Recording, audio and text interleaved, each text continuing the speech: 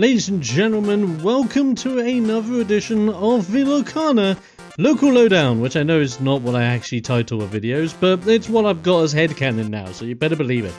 We're back! More games, more fun times, more locals, and more people joining in this time round. I'm even running a brand new deck. This is hyper-experimental, and you're going to see exactly why it's hyper-experimental. But that's for fun, and I hope you're ready for it. Before we get into it proper, big shout out to Geek Retreat for allowing me to record in the store to bring you guys this entertaining game.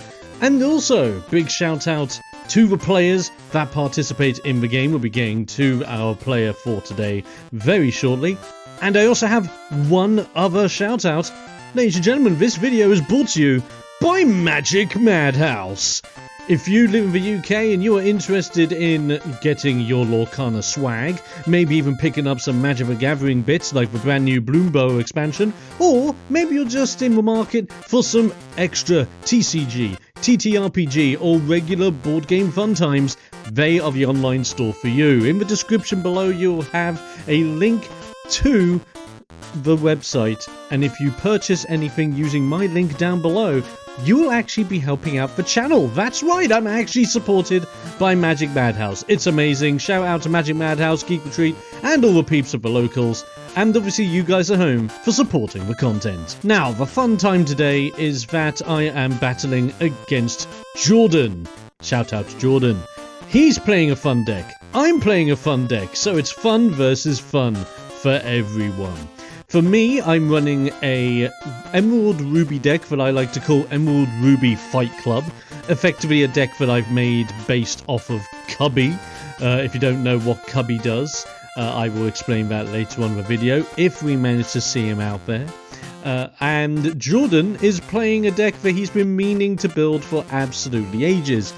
He is playing Flotsam and Jetsam. I am not kidding you. It's Fight Club versus Flotsam and Jetsam. Let's get into it. Alrighty, mulligan's done and we are ready to play. And Jordan goes first with a simple Ink Pegasus into 1-cost Pegasus. Easy 1/1 evasive character. Great opening play. Not quite a Flotsam, not quite a Jetsam, but yet again there are no 1-drops for the eels. We had so many jokes in this game involving eels, it was hilarious. I had a relatively bad hand, but I'm going to Ink Agrabah in order to play out the Cove, the Hidden Cove specifically. If a character is in the Hidden Cove, they get +1 attack and +1 willpower. Back to Jordan's turn, he inks, plays out Ursula, so I've got to discard a song. I had 2 songs available instead of 1, Sudden Chill and Strike a Good Match. Jordan decides to hit Sudden Chill, and I think that's the best call out of them all, in absolute fairness. He'll then quest for 1 with Pegasus, and the board is now set. Now what am I going to do on my turn, I wonder, in order to recover from the cheeky discard? No idea, but let's find out. Well, I say no idea, but you know, I played the game, I was there, I did things. But we'll get there eventually. I ink a shifted Li Shang, I can't even say his name, Li Shang, in order to play a Flynn Rider. So this is a little bit of a cheeky play involving the deck. If I move Flynn Rider into Hidden Cove, Flynn Rider becomes a 3/3, and if his free attack is the largest attack on the board, then we're absolutely fine and dandy, because then I will benefit from that +3 lore every single turn as long as I have the strongest boy on the board. But let's see if that's going to happen. Jordan plays out the Ursula Deceiver of All, ready to sing songs and make them proc twice, which is absolutely terrifying. Quest for 2 with Pegasus and the other Ursula that is out there. Regular Deceiver, not Deceiver of All.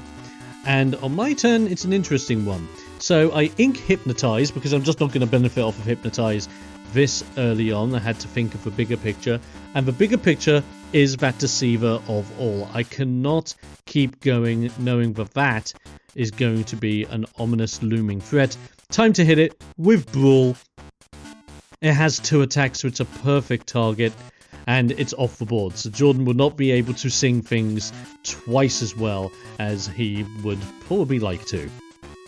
I did not benefit off the ability of Flynn Rider, as Flynn was not the strongest on the board. Remember, if your opponent matches with your strongest character's attack, then Flynn's ability will not trigger. You have to have the strongest on the board at the beginning of your turn.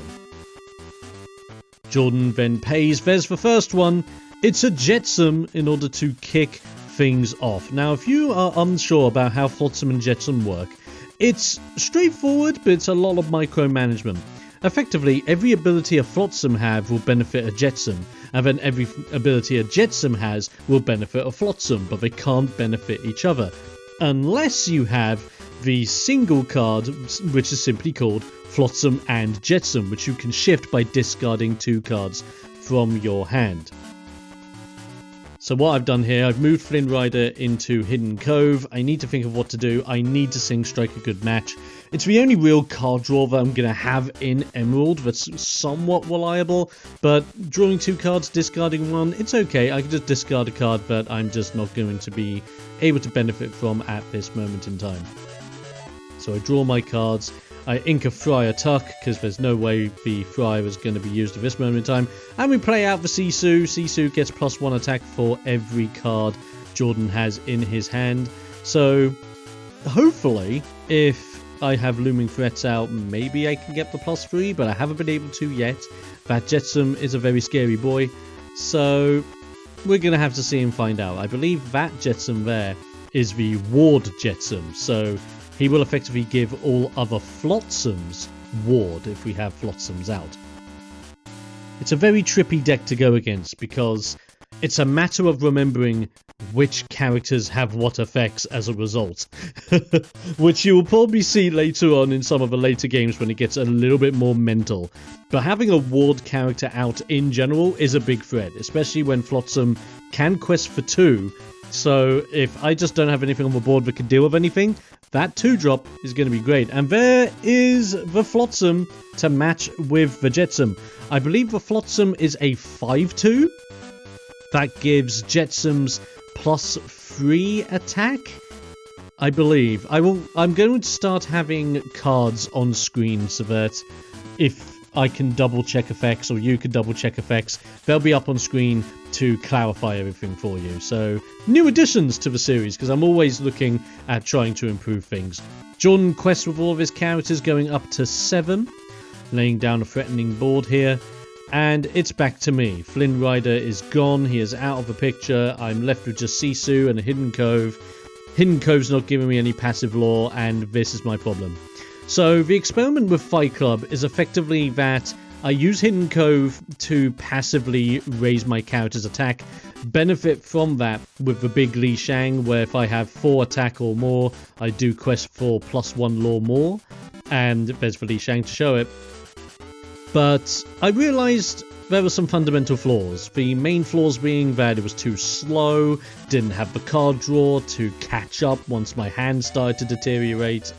It was a very big experiment, but I wanted to go out with one last try to do something different with Cubby. The notorious thing about this game, and I believe the next game as well, Cubby didn't really come out, if I remember correctly. So yeah, hyper fun times when you build a deck around a card that never even sees play in the games. Cubby will see play later though, and mark my words, oh boy, does he see play. You'll see what I mean. But this is a very interesting moment. I'm just trying to piece together, was my best thought here? I don't have any lore. I'm not on the board. Jordan's got a very scary board, and there you go. I just had to trade with something. And so I traded with the Jetsam, get Jetsam out of the way so there's no more ward on the board.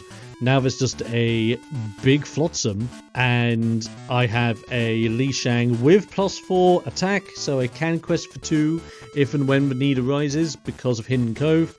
And there's a Diablo, so what's my hand? Be prepared and brawl. Guess what I'm not playing anytime soon? Yeah, the game in general, you're right. You're absolutely right. So Jordan definitely has the dominant hand here. And he's just thinking what to do at the moment. He's going to swing both Flotsam and Ursula at Hidden Cove. So Li Shang's down to a 3/2. Quest for 1 with Pegasus, because Pegasus is the safe bet being evasive. And it's back to my turn. So, we know I have Brawl and Be Prepared. I drawed another card. What in the blue hell am I probably going to do here? I wonder. How much ink have I got at the moment? I've got 5. So I'm a little bit of a ways away from Be Prepared. 2 turns, which doesn't seem like a lot, but I was thinking in the grand scheme of things, no, Brawl's not going to help me right now because there's so many on the board. I'm just going to strike a good match. Maybe I can get into another better card. Maybe, I don't know. Oh my god, I don't know. Oh, be kind to me, Jordan. I don't know why I just sound like George from Zippy and George from Rainbow. If anyone remembers Rainbow, let me know in the comments, because that was a fantastic show. Maybe I should try doing an entire commentary session as George. Just like, oh no, I play another hidden cove and put Li Shang in there. He's got the power, but Jordan has got a better board. Oh no, oh no. What is this commentary? If you're enjoying the commentary, let me know in the comments. This is just me being me. I'm just having a laugh. And that was the fun part about this session this night. It was just super fun times with super fun decks, and I can't argue with that. That's why, that is what I play for when it comes to Lorcana. So, Flotsam and Ursula beat down Hidden Cove yet again. Li Shang got whacked out of the way. More lore out on the board. Jordan is on 10. I'm on 2, so at least I'm not dead. But speaking of dead, let's be prepared! Yeah! Turn 7, be prepared. Why the hell not? Back to Jordan. Bearing in mind, Jordan this whole time has been on free ink. Yeah. Crazy stuff. There's Ursula, deceiver of all, ready to sing multiple times.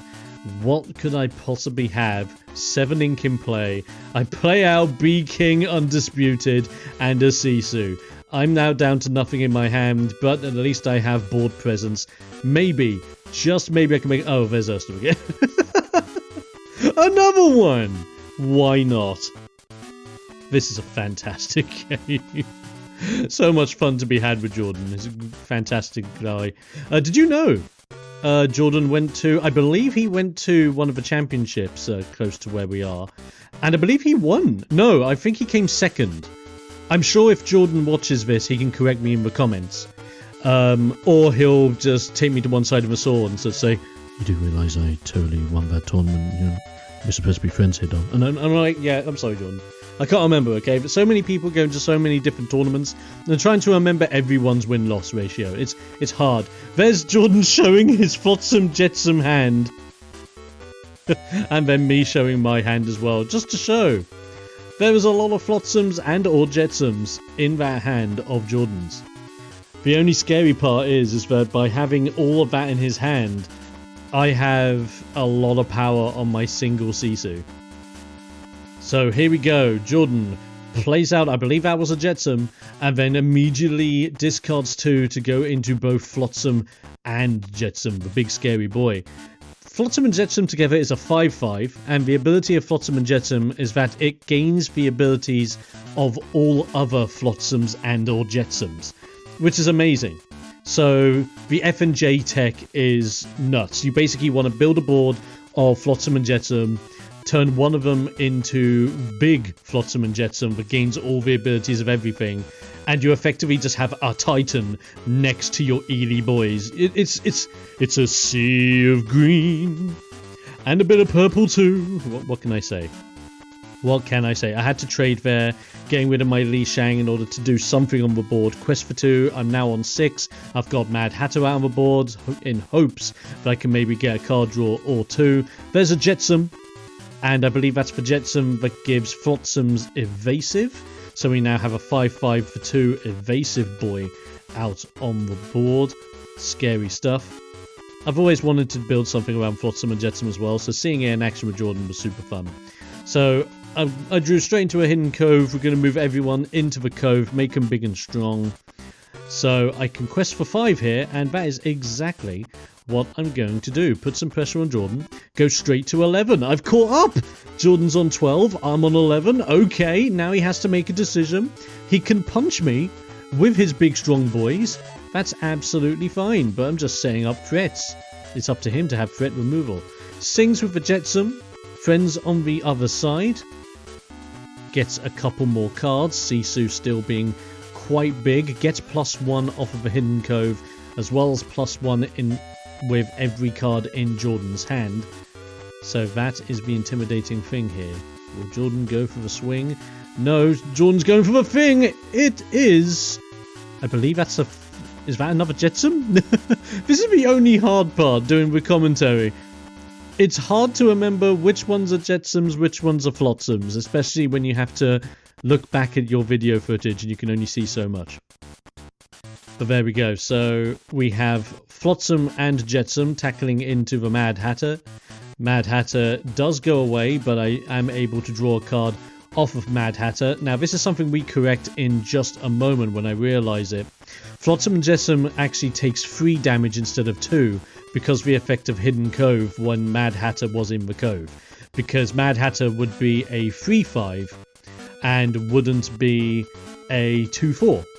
So Flotsam and Jetsam should be on 3 damage. I get another Mad Hatter and I also get a Lumiere, which is pretty nice. I quest for 2 again, taking me up to 13 this time round. Still got a scary board. I'm still able to do some things, which is quite awesome. I'm quite proud of myself at this point in time. Meanwhile, Jordan's turn. He's got Jetsams and all Flotsams.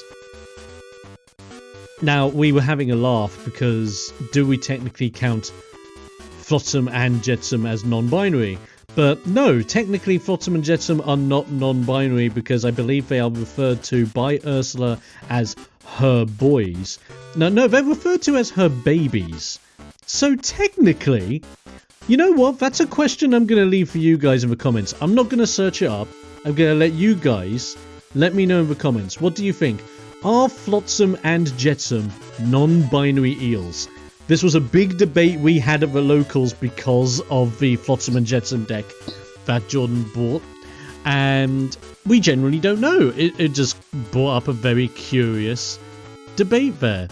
So what do you guys think? Let me know down there. A lot of banter going on here, a lot of back and forth. You can see there that we've amended the damage on Flotsam and Jetsam, so now it's on 3 instead of 2. Again, we have a Flotsam, a Jetsam, a Flotsam and Jetsam on Jordan's side. We have Sisu, Mad Hatter and Lumiere on my side. There it comes, it's another Flotsam. Now that is the Flotsam where your Jetsams have the ability of when they die in a challenge, they return back to the owner's hand. So that all happens. Trade into Sisu, gets bounced back into hand, which is absolutely fine. Jordan lays down a little bit more Inky Duna, which is absolutely fine as well. So effectively it's not a plus, it's not a minus. It's a net neutral, I believe is the best term for it. Jordan having a big think. Flotsam and Jetsam going for the quest for 2, taking Jordan up to 14. While the challenged Jetsam is going to sit there being the little intimidating boy that he is. I'm going to pay 2, move both Lumiere and Mad Hatter into the Hidden Cove. We are then going to spend it all. It's King Undisputed because it's the only card in my hand. Jordan now has to pick. What does he get rid of? For Flotsam, Jetsam, or Flotsam and or Jetsam? Or I believe Flotsam, Jetsam, or F and J. That's what I'm going to pronounce it as, because if I pronounce everything as Flotsam and Jetsam, everyone's going to get confused. So the big one is going to be referred to as F and J. Decides to pick for Flotsam. So at least I get 1 threat off of the board. Now I'm tempted. What do I do? No, I'm gonna intimidate here. I'm just gonna quest. Go to 17. And now Mad Hatter will be able to draw me a card. Lumiere is a 3/3. Mad Hatter at this point in time is actually a 4/5 because of the effect of Cove and Lumiere. So Mad Hatter, kind of mad. A real mad boy. So the predicament here is that if Jordan goes to attack any of the characters, his characters are going to get bonked. Of course, as long as the Jetsam does not bonk first, then the big Flotsam and Jetsam will be able to be bounced back into Jordan's hand. However, the little Jetsam can also be bounced back into the hand itself. So effectively, Jordan can just do whatever he wants. He can just do whatever he wants. He's managed to build up quite a nice little inkwell now. He's sitting on 5. And he's tempted. He's thinking, is it going to be Flotsam and or Jetsam? Place your bets, place your bets. Ooh, that's 3. Oh no, that's 5. It's 5. It's a Flotsam. And that is a Rush Flotsam. So now any of your Jetsams that come into play all gain Rush, which is fantabby-dozy. Won't benefit anything that's on the board right now, but having a Rush character out is never a bad thing. Flotsam with his free attack is going to go straight into Lumiere. Lumiere is gone. That's 3 damage onto that Rush Flotsam. Jordan now tempted of what to do next. He's going to swing into Mad Hatter for the trade. I get a card draw from Mad Hatter before he kicks the bucket. And now Jordan's left to decide, well, what do I do now? The big F and J has gone back into his hand, so he is able to play it later if he so wishes. You see the discards. There we go. F and J is back out on a fresh eel and is able to quest for 2 instead of the 1, taking Jordan up to 16. Fantastic play there. And now it's back to my turn. I draw a card for the turn. I have a card as a result of Mad Hatter getting whacked at earlier. Do I have anything that can potentially help? I believe that was a Medusa in my hand. Will it help now? No.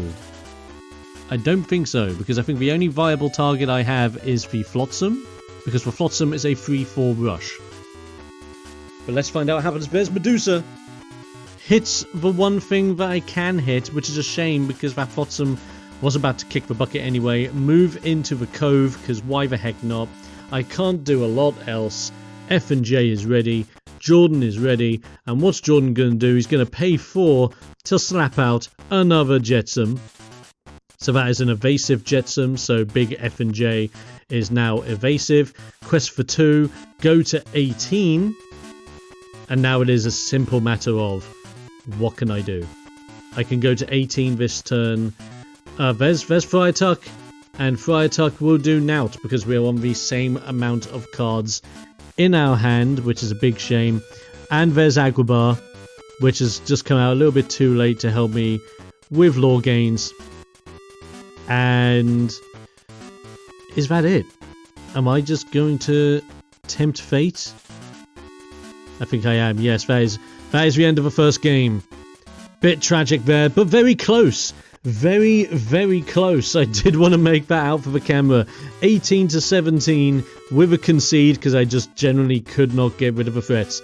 That's game 1. Moving on to game 2 against Flotsam and Jetsam.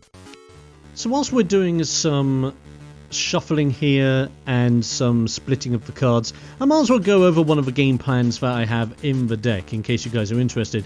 So I built the deck around Cubby, which has been a bit of a meme with me and the local lot because I've been trying to make Cubby go burr. If you follow me on TikTok, you've also seen the crazy combos that I have thought of with Cubby also. But effectively, he is a 4-cost 3/5 that has the ability of whenever he moves to a location, he gets +3 attack. Now, it's not once per turn. So the trick is that if you're able to move him into a location or multiple locations, he can get a lot of attack very quick and be insanely intimidating. The first experiment I did was Emerald Steel, and he wasn't actually coming out because I was mostly playing John Silver because of the sheer amount of locations I had. So this was my backup plan, Fight Club, where I could at least build up his attack to 4 and benefit from him having 4 attack by questing for 2 instead of 1. And not having to attack all the time. Does he even come out that often? He mostly lives in the inkwell. That's the sad time. Okie dokie folkies, I believe we are ready for game 2. The shuffling's done, the mulligans are all done, and it immediately begins with inking of the Cubby.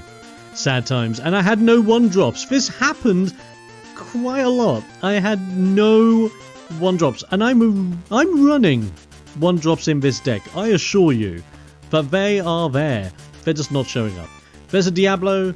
There's my hand. It's interesting, to say the least. I mulliganed into double Lumiere, double strike a good match, hypnotize. Yeah, kind of a screwy hand that my deck decided to give me post-mulligan. not very good. The Diablo's just going to sit there being a bit intimidating. You can probably guess what Jordan's thinking of next.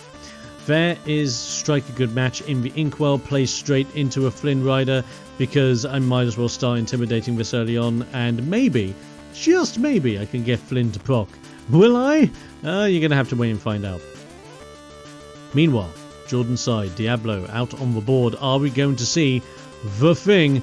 There's a discard, and there is the big Diablo boy with a singing of Friends on the Other Side, so a bit more card draw. Fantabby-dozy. And remember, he's done all of that without even having to use any of his ink this turn, because the requirement for the big Diablo is that you discard a song card. Really nice and easy. And now the Diablo is on the board exerted. Whenever I draw a card, Jordan gets to draw a card as well. So this is going to be a bit of a pain in the arse later. There will be a huge misplay on my part, but the problem was, as you can probably tell from my opening hand, I need cards. There's Prince John. I have discard tech in the deck like you've seen earlier. I need Prince John to help me draw cards because my opening hand is just not good enough. The problem is, with Jordan having Diablo out, me attempting to draw cards will also result in him being able to draw cards, which is never a good thing. So you can probably tell where this game is going to go. But we'll see. We'll see. It's early game yet. It's only 2 ink down. Very simple, easy boys out. You never know. I might come out with something clutch. We're just going to have to wait, aren't we? My god, I think he's full of it. He's going to ink, and when he does, he's going to play out. You guessed it. It's Jetsam. Big, scary boy. That is the Challenger Jetsam. That gives your Flotsams, I believe, Challenger +2. Might be Challenger +3. I'll have the card on screen so you guys can see it. But the newer Flotsam and Jetsam from Ursula's Revenge are actually really cool. Because you have the Flotsam that bounces back Jetsams whenever they die in a challenge. And you have this Jetsam that gives them more Challenger, which is fantastic for taking out threats, especially locations. Because remember, Challenger does proc on locations. So what I do there is I ink Strike a Good Match and I hit Jordan with Hypnotize. So Hypnotize will make him discard a card. I will draw a card from Hypnotize and also draw another card off of Prince John. So the sad time was, yes, I made Jordan discard a card, but then I let him draw 2 as a result. Ugh, bad times. And yeah, after playing Hypnotize, I didn't have a lot of good stuff in my hand. Time to play out a Hidden Cove. Maybe it can last for a turn. I don't know, but we're going to find out. As Jordan's going to sit there with Diablo and Jetsam. Are we going to see a Flotsam next turn? I wonder. I wonder indeed. Paying 4. Here it comes. There is a Flotsam. No, that's a Jetsam. That's another Jetsam. That is the Evasive Jetsam, I believe. So that Jetsam will not give its effect over to the other Jetsam. Remember, Jetsams can only benefit Flotsams. Flotsams can only benefit Jetsams. Unless you have the big F and J, which, oh no, double discard. There it is. The big F and J is now out. That is now a 5/5 for 2 lore. That is going to be a big, scary boy of a threat. And there we go. Questing all the way up to 4 with Diablo and F and J. That F and J now has evasive, which makes it even harder to take out. Over fun times. Jordan on 4, me on 0 as we get to the next turn. There's me just having a bit of banter and a nice laugh. This is what I like about our locals anyway. We just have banter, we have a nice laugh, we bounce off of each other, we're all friendly, and we're all there to just have a fantastic time. Even in the blistering heat that the UK was going in at this moment in time. Yeesh! Shout out to the Geek Retreat guys for doing their best with the heat. You can only do so much, I know. So I ink a Hidden Cove. Analyzing state of the board, and I'm pretty sure I'm in a state. So I'm going to pay some ink here. And I'm thinking. I'm going to hit Diablo with Brawl. I just need to get that big Diablo out. just to help me more so than anything else. Now that Big Diablo is out, the problem is Flynn Rider is not going to be helping me at all, because as long as that big F and J is out, that is a 5-5. Flynn Rider, even now that he's in the Cove, that turns him into a 3-3, is obviously not the biggest boy on the board, so I'm still not going to benefit from that +3 lore. And you can probably understand why Flynn Rider has fallen off the meta a little bit, just simply because removing him is extremely easy, and as soon as someone sees a Flynn Rider on the board, it's either, right, A, remove him, or B, instantly play a 2-2 and stop my opponent from ever being able to boost him any higher than 2. Even then, if your opponent manages to get their Flynn up to 3, that's fine, just play a character that has +3, or just get rid of a Flynn. Because remember, Flynn is susceptible to Brawl, he's susceptible to even simple removal like Baboom, and let the Storm rage on, for example. That 2 damage goes a long way. And there you go, there's Jordan explaining what everyone's getting now. So, played out the Rush Flotsam. So now Jetsams have Rush, and the Jetsam has Evasive, so now that Flotsam has Evasive. And a bunch of boys are going to go into the Cove to get rid of it. Quests goes up to 5. And this is where Jordan starts to do something smart with his cards now. So he separates the Flotsams and Jetsams on the board, keeping big F and J in the middle. So effectively he knows, right, Jetsams are on this side, Flotsams are on this side, big F and J in the middle because it gets a little bit of everything. It's all good.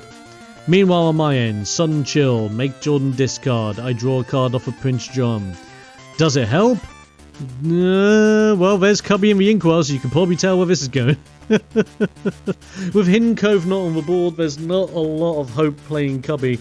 Yes, he can turn into a 6-5 and really smack into Flotsam and Jetsam. The problem is that big F and J now has Evasive, and the only thing that I can use to get over Evasive are my target removals like Brawl. And yeah, Brawl only targets 2 attack or less. The only other option I have is Medusa for 3 attack or less, or Be Prepared at 7 cost. Yeah, this isn't going to go well. You see Jordan, he's laying down the board now. He's got another Jetsam and another Flotsam. So now, trying to lay this out on the board, because he has a Flotsam, 2 Flotsams, that means now his F and J and Jetsams have Rush, and they have, when they are destroyed in a battle, they return to the hand. The Jetsams have Evasive and Attack +3, I believe. So now all the Flotsams get Attack +3 and are Evasive. So F and J is now a really, really big scary threat. And I'm perfectly happy with Flynn Rider being knocked off the board. There was no way I was going to gain any benefit off of Flynn at any point. Big questing venture from Jordan, taking him up to 10. What in the blue hell am I going to do with this situation? Double Lumiere, Prince John, 0 lore, and I'm losing hope. And in my hand was a 3rd Lumiere, so that Prince John is the single biggest I have ever seen him in my life. He is now a 4-2. A 4-2 for 2 lore, thanks to all the Lumieres. Oh, if only it was something different. But the plus side is that all the Lumieres are now 4-2s themselves because of their other effects. So everything has 4. Too bad I don't have the Shang at this point to at least quest for quite considerable amounts. Yeah, I just couldn't do anything. It's back to Jordan. That's where the fun stuff's happening. Let's go back to the fun stuff, shall we? We see Flotsams. We see Jetsams. We see a big F and J EELY boy. And I'm EELY feeling it. Terrible. A part of a game! Oh no, it's terrible, I know. But there comes the Jetsam again. There's a big questing venture. Jordan up to 16. On the board, I need Be Prepared to even stand a chance. And I believe I may have it in my hand. So there's... Oh, there's the Shang. There's a big quest. I go up to 5. I finally on the board. Is Be Prepared! Yeah, Jordan does not win next turn. Be prepared, wipes for board. That is the single largest amount of Flotsams and or Jetsams that I think Jordan has ever seen on the board at one point. Same with me. Absolute crazy stuff. And oh, look at that. More Flotsam and a baby Pegasus as well, so why not? Now it's just top deck game. See what I can do. There's Agrabah. Way too late. Not going to do anything. Jordan's turn. He can quest for 2 this turn and immediately go up to 18. Does he have anything else in his back pocket? Is it potentially more Flotsams and or Jetsams? I don't know. I'm curious. I was doing my gamer lean in at that moment in time, being a very curious boy. But no, straight to my turn.